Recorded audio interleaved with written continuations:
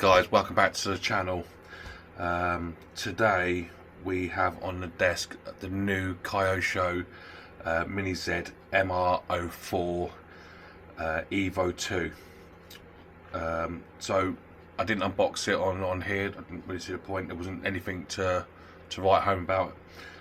What's the difference between the Kyosho Mini Z MR03 to the MR04? Well, there's a couple of things. One is a censored motor. The MR03 didn't have a censored motor, so that's now censored. I can't tell you how good that is at the moment, because the other thing that's different on this car is the front steering arms. They were supposed to be a better design with the MR03, or you know, that era. You had to do the kinking flip, where you turn the main pins over, cut the bottoms off. Wasn't a great design, run rough. Everyone upgraded the front of the car. So Kyosho have come out with building a different front, and guys, honestly, I got one lap in and it fell to pieces. It's a serious weak point within the car. There's 3 of us in my club that have this car, and all 3 of us had the same problem. So it's not like it was just in one of our cars, it was actually in all 3. So let me show you what it is. The wheels are definitely facing the wrong way. Basically, guys, as you just touch absolutely anything on the track, if you hit another car or you touch the barriers, the wheels pop out of its steering housing, and they end up looking exactly like that. So yes, it's a bit weak, it's a bit terrible. So out the box, very disappointed in Kyosho. You know, the fact that these arms just pop out, and honestly, guys, like, you know, they're so simple of a design that it takes seconds to pop it all back into place, and that tells me straight away that there's an issue with the car. They obviously didn't test them as well as maybe they should have done. But today I'm gonna get it on the bench. I'm gonna take the front end apart, and I'm going to try and figure out how to minimize the travel in the springs, so that as it bottoms out, it can't then lift it out of the steering rack at the bottom. So I have brought a few upgrades for this car, guys, because, like I say, from there backwards it seems okay.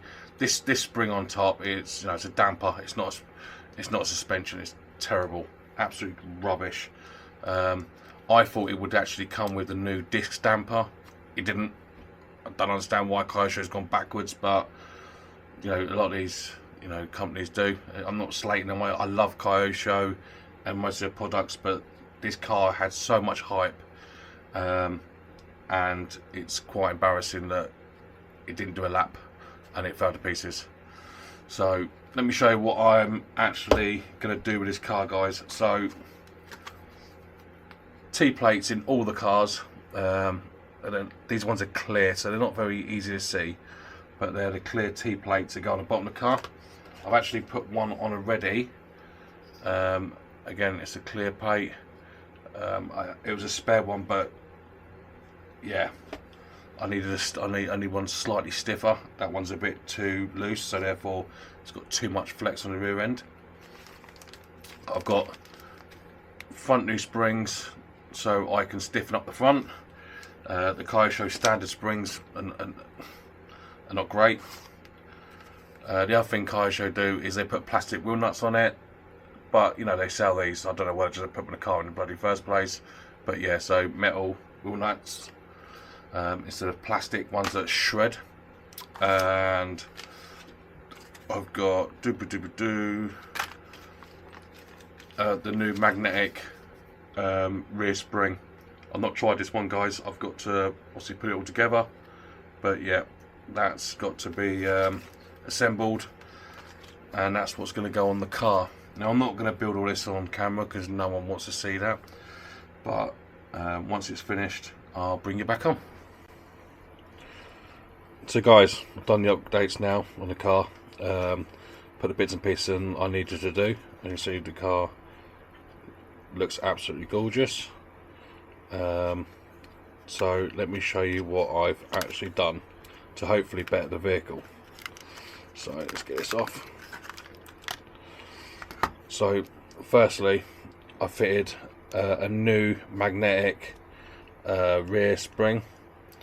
Had to do a little bit of like mucking around with it to make it fit, but she's on. How it will work, you know, you won't know until you get some track time on her, but when I get her down I'll find out, you know, what the suspension's like and how the movement works. But basically you just got a screw on here, you tighten it up, and then that sort of dampers, like where it's magnetic, it sticks to the shaft, and then you can tighten this end up to tighten the springs up a bit more. So I'll play with that on the track time. So that's one thing I fitted. Second thing I fitted, guys, is the T-plate at the bottom. I've gone for a nice stiff one, so it's a nice stiff one, that's what she said.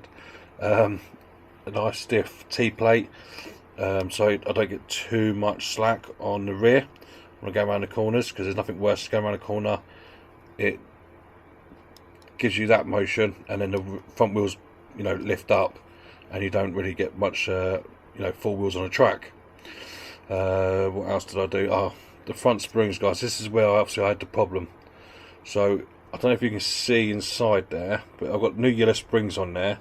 However, what I've actually fitted is I've cut this straw down. It's just off like GT85 straw. I've cut it down and I've actually fitted inside the springs one. Oh, let me see if I can turn that down. One inside there, one inside there. Now I still got some flex on the wheels, so you know I still get a little bit of motion.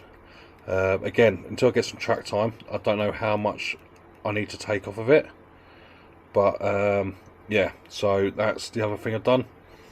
Obviously new wheels, new tyres all the way around, and that's pretty much it, guys. That's all I'm sort of going to do at the moment.